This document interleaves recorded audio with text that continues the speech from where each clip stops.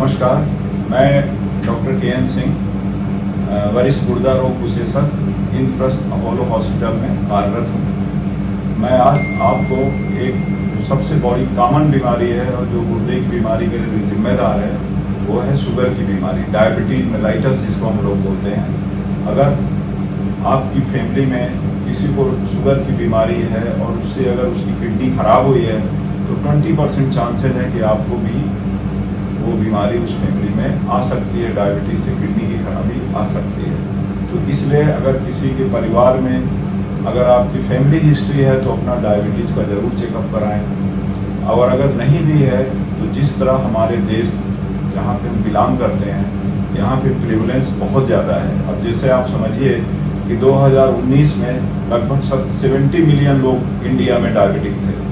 आज की डेट में 110 मिलियन से ज़्यादा लोग डायबिटिक हो चुके हैं पिछले 3 साल में। उसमें से कुछ स्टेट्स हैं जैसे गोवा है, यूपी है, एमपी है, इन जगहों पे ज़्यादा प्रिवलेंस पाया गया डायबिटीज़ का नहीं। तो इसमें बेसिकली जो होते हैं फैक्टर्स डायबिटीज़ में, एक तो इन्वायरमेंट फैक्टर है, दूसरा हम लोगों की डाइट हैबिट्स है। बिकॉज स्पेशली हम लोग वेजिटेरियन जो है ज़्यादातर कार्बोहाइड्रेट डाइट पे डिपेंड करते हैं, आलू चावल यही सब ज़्यादा खाते हैं, मिठाई ये सब चीज़ें खाते हैं। तो कृपया मेरी एक ही रिक्वेस्ट है कि अपने खान पान और जीवनचर्या इसका बड़ा महत्व है।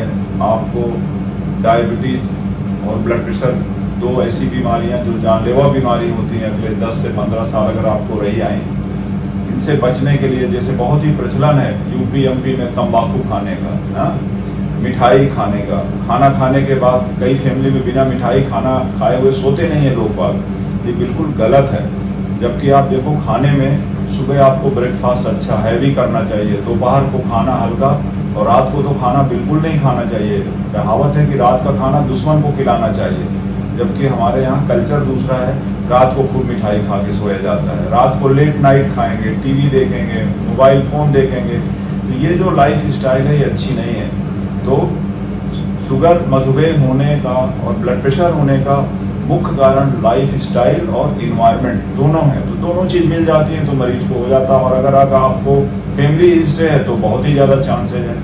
तो इन सब से देखो, कुछ चीज़ को तो हम नहीं बदल सकते, जेनेटिक्स को, लेकिन हम अपनी इन्वायरमेंट को नहीं बदल सकते, लेकिन हम अपनी फूड हैबिट को बदल सकते हैं, अपनी रेगुलर रूटीन को बदल सकते हैं। सुबह जगिए, व्यायाम करिए, एक्सरसाइज करिए। आप जिस एज में हैं, बचपना है, जवान है तो अच्छी एक्सरसाइज करिए।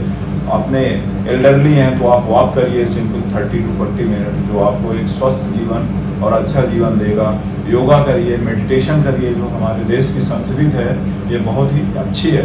और खाने में हमें ज़्यादा से ज़्यादा मात्रा में एक संतुलित आहार लेना चाहिए। ये संतुलित आहार क्या होता है? हम लोग कार्बोहाइड्रेट ज़्यादा खाते हैं, कार्बोहाइड्रेट कम खाइए, आप प्रोटीन ज़्यादा खाइए। जैसे जो लोग वेजिटेरियन हैं, मिल्क लें, मिल्क प्रोडक्ट लें, पनीर खाएँ, दाल खाएँ, इनमें प्रोटीन है। नॉन वेज लोगों में एग्स खाएँ, चिकन खाएँ, ये सब हाई प्रोटीन डाइट हैं। लेकिन कार्बोहाइड्रेट भी संतुलित मात्रा में खाएं और फैट भी खाएं, लेकिन कम खाएं। ये अच्छी नहीं है स्वस्थ जीवन के लिए। फल जरूर खाएं और हाई फाइबर डाइट खाएं। तो ये आहार का और रोज की व्यायाम का बहुत रोल है आपको एक स्वस्थ रखने के लिए, एक स्वस्थ जीवन जीने के लिए। तो मेरी यही सलाह है कि अगर आपको शुगर की बीमारी नहीं भी हुई है तो उससे आप अपनी लाइफ स्टाइल और अपना खान पीन, एक्सरसाइज करके अपने आप को बचा के रखें, जैसे आप स्वस्थ रहें। और अगर आपकी फैमिली में शुगर की बीमारी है तो रेगुलर अपना रूटीन चेकअप कराते रहें। हमारे देश में ये भी पाया गया कि प्री डायबिटिक लोग 15% हैं। 136 मिलियन लोग प्री डायबिटिक मीन्स कि आपको पता नहीं है और डायबिटीज होने वाली है। जैसे आपका एक टेस्ट होता है HbA1c 5.7% के ऊपर आ गया तो आप प्री डायबिटिक हो गए।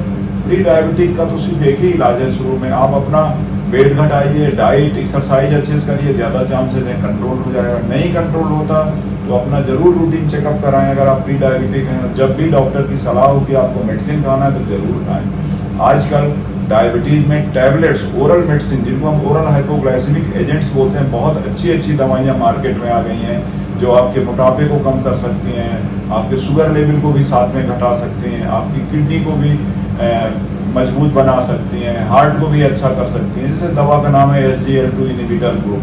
दूसरी कई दवाइयाँ हैं सेफ हैं, जैसे लिनाग्लिप्टिन मेडिसिन है, जो कि आपकी कोई भी क्रेटिनिन कितनी भी हो, कैसी भी हो, आप दे सकते हो, बहुत सुरक्षित दवा है।